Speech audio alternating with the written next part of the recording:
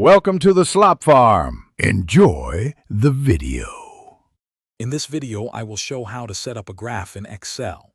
First, arrange your data neatly in columns or rows, making sure each column has a clear header.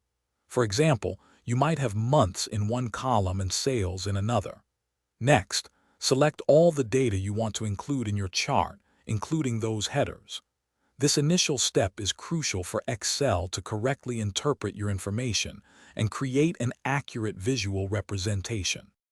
Once your data is selected, head over to the Insert tab on the Excel ribbon. Here, you'll find a wide array of chart options. Consider what kind of story your data tells. For comparing values across categories, a column chart works well. To show trends over time, a line chart is ideal. Excel also offers recommended charts, which can be a great starting point if you're unsure. After inserting your chart, it's time to make it shine. Click on the chart to reveal the Chart Design and Format tabs. Always add a concise chart title that summarizes your data.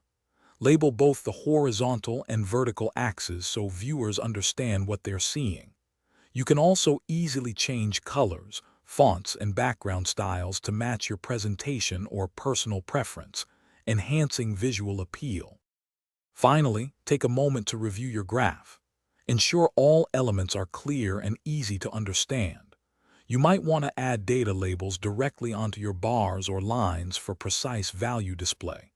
Adjust the size and position of your chart on the worksheet to fit your layout. A well-presented graph effectively communicates your insights, making complex data accessible to your audience in just a few seconds. Thanks for watching. Consider subscribing if we helped you today.